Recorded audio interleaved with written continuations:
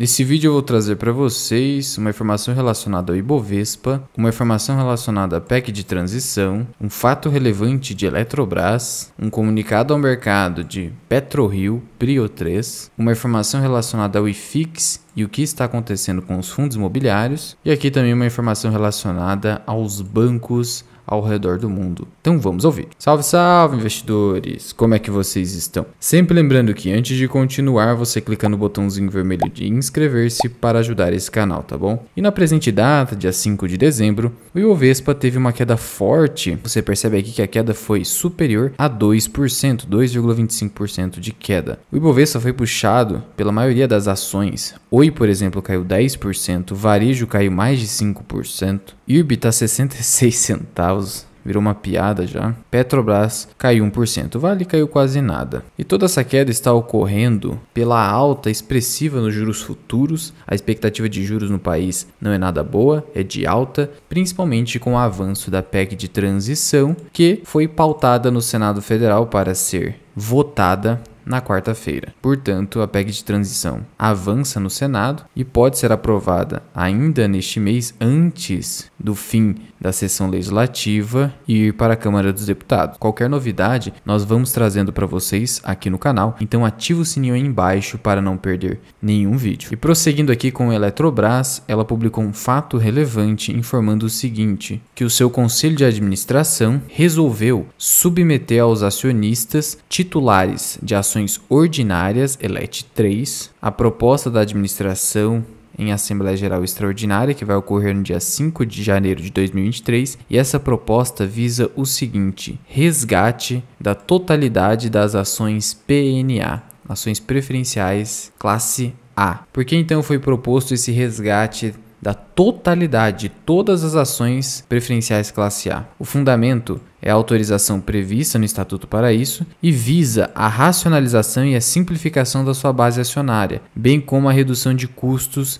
de observância. O que ele quer dizer com isso? Olha, vamos simplificar a base acionária da companhia, acabar com esse negócio de ter ordinária, preferencial classe A, preferencial classe B. Vamos só ter, no momento, ações ordinárias e preferenciais, tá? Acabar com esse negócio, que eu concordo plenamente, na minha visão todas deveriam ser só ordinárias, mas enfim, o cenário ideal é muito difícil ainda com a Eletrobras, que no futuro provavelmente vai conseguir implementar um novo mercado ali dentro da companhia, só ações ordinárias. Isso aqui também, além de simplificar para o acionista e para a companhia, reduz custos, porque você não tem que ficar ali tendo despesas com as ações preferenciais classe A, despesas com publicações, por exemplo. Então isso aqui facilita muito. Outro ponto que vai ser submetido à aprovação: incorporação de diversas subsidiárias. Incorporação significa o quê? Extinção da empresa incorporada. É diferente da aquisição. A aquisição, você compra uma empresa, só que a empresa adquirida continua existindo. Na incorporação, a empresa que compra, que incorpora, faz com que a incorporada seja extinta. Isso aqui também é simplificação. A gente já começa a perceber como a privatização da Eletrobras já começa a trazer frutos positivos de simplificação, corte de custos e desburocratização. Portanto, ponto positivo para a Eletrobras, e esperamos que essa proposta seja aprovada em AGE no dia 5 de janeiro de 2023. Prosseguindo aqui em relação a PetroRio,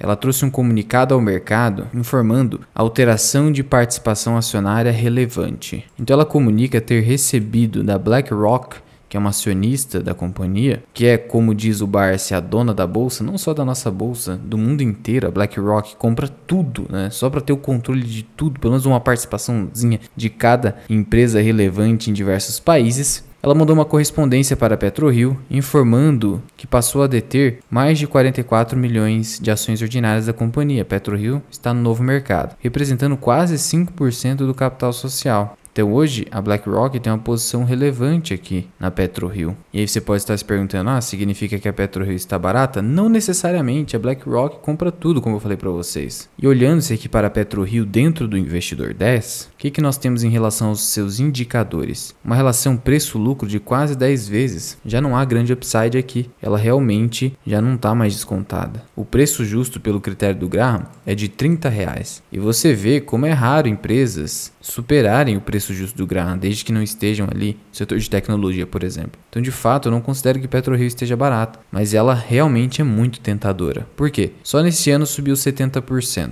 Nos últimos 10 anos entregou um retorno absurdo de incríveis 7.000%. O valor de R$1.000 teria se transformado em 10 anos em R$72.000. Olha só esse retorno, um dos maiores retornos dentro das ações listadas no Ibovespa. Só que foi um retorno com muito risco. Sabe por quê? Porque a PetroRio, entre os anos de 2014 e 2012, apresentou prejuízo.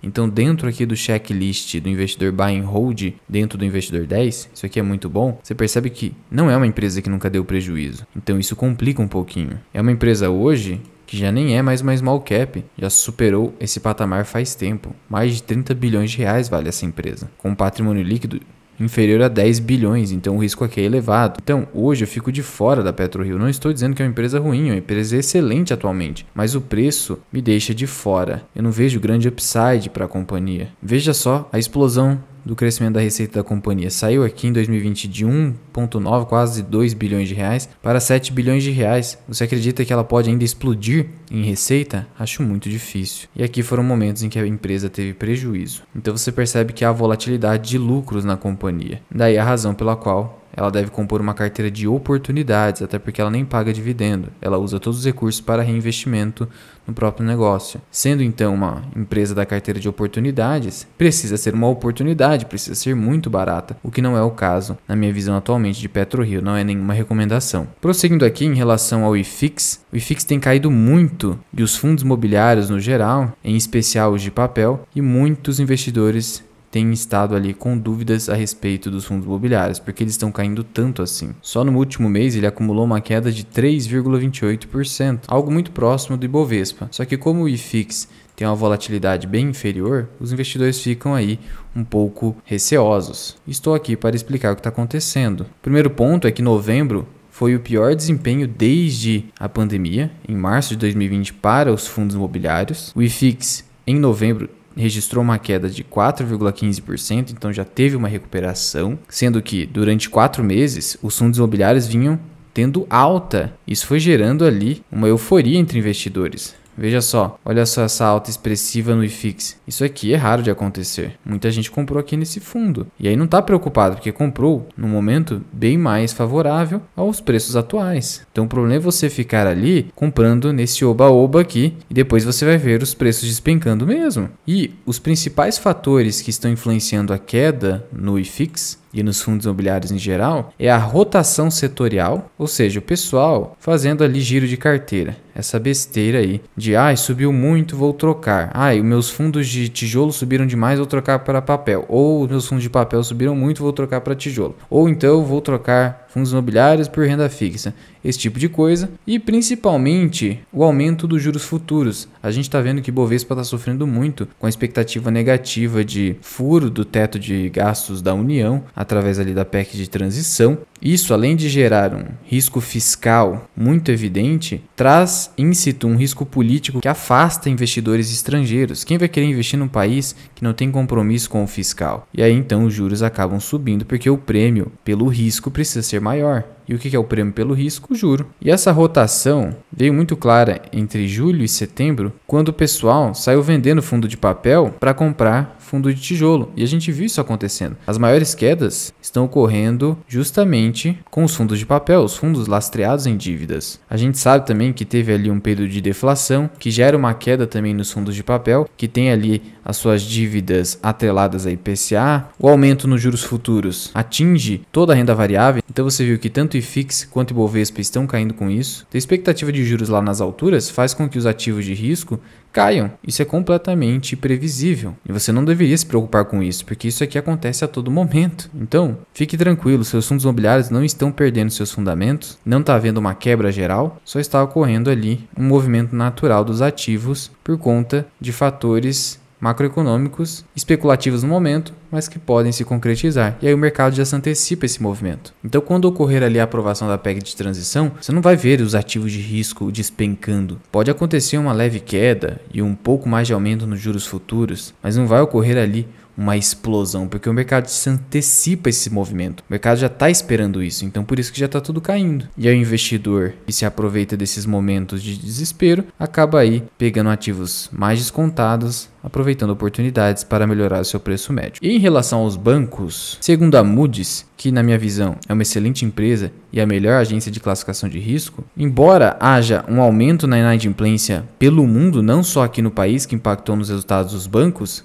eles estariam protegidos. De acordo ali com a Moody's, as expectativas para o setor bancário no mundo são estáveis e os bancos vão continuar reportando lucros fortes. Na América Latina, a previsão é de contínuo crescimento da taxa de juros e a gente vai acabar vendo isso no Brasil. Não espere uma queda aí, ao menos no curto prazo, para a Selic e diminuição das reformas estruturais. Isso faz com que juros disparem e os bancos acabam lucrando mais, apesar da inadimplência elevada. Apesar disso, a Moody's reconhece, com razão, e ela precisaria reconhecer isso, que a demanda por crédito deve enfraquecer, porque as pessoas começam a ficar mais cautelosas, inclusive os próprios bancos. A gente viu que o Bradesco acabou perdendo a mão na concessão de crédito e registrou inadimplência muito elevada, com ROI baixíssimo. Então o banco, inclusive, vai ter que dar uma segurada na concessão de crédito. Então a demanda cai e o próprio banco dá uma segurada. E aí as margens dos bancos dá uma caída. Então, por um lado, o que nós temos e vamos continuar tendo em 2023? Para resumir, juros elevados, o que em tese beneficia os bancos porque o banco consegue ter uma rentabilidade superior. Por outro lado, a inadimplência sobe, a demanda por crédito cai e os próprios bancos se tornam mais cautelosos e lançam parte do lucro como provisão de devedores duvidosos. Então fica nessa, digamos, balança. De um lado, juros altos beneficiam os bancos, por outro lado, a inadimplência alta não beneficia os bancos. Só que no geral o resultado é positivo, é isso que está dizendo a Moody's, ou ao menos estável, significando que os bancos não vão estar com alto risco em 2023, mas também não vai ser ali uma grande disparada, é uma estabilidade. Então é o ideal que você já tenha se posicionado em bancos no começo de 2022 ou no ano passado, quando ninguém queria e quando começou o ciclo de alta dos juros no país, aqui no Brasil, resultando em lucros recordes dos bancos. Banco do Brasil, lucro recorde, Bradesco vinha apresentando bom lucro, Santander também, e muitos dividendos que foram distribuídos. Agora os bancos vão continuar ali estáveis, vão dar uma segurada na concessão de crédito, você vai ver ali lucros estáveis, não vai ter grande alta como vinha acontecendo. Exceto talvez com o Banco do Brasil, mas você precisa ter ali uma expectativa conservadora, até para você ser cauteloso e não sair aí perdendo a mão, violando sua gestão de risco e perdendo dinheiro no mercado e achando que bolsa é cassino, o que não é. No geral, então, mantenho minha posição em bancos, mantenha então minha posição em Banco do Brasil, 4.400 ações, pretendo aumentar a posição abaixo dos R$35, tenho minha posição ali em Santander, bem menor, mas ainda assim já é uma posição ali interessante, posição em Itaú através de Itaúsa e Bradescão, que eu comprei para a carteira de oportunidade. Tanto Bradesco como Itaúsa, para a carteira de dividendos, Santander e Banco do Brasil. E se você quiser aprender mais sobre investimentos, considere se tornar membro do canal associado Mirai. Você recebe aulas exclusivas, a última foi sobre a margem financeira e a margem líquida, já é a 6ª aula da série Indicadores da Análise Fundamentalista. Você concorre ali uma vez ao mês a uma caneca do Mirai, você tem lives semanais exclusivas para tirar suas dúvidas, além de acesso à nova série do 0 ao 100 mil, onde eu mostro como montar uma carteira previdenciária do absoluto zero. Mas já vai deixando aqui nos comentários, você possui fundos imobiliários na carteira? O que você está fazendo no momento? E em relação aos bancos, o que você espera para o ano de 2023 aqui no país? Muito obrigado por ter ficado comigo até aqui. Eu sou o Luan, esse aqui é o canal Mirai Investing. Até o próximo vídeo. Fui!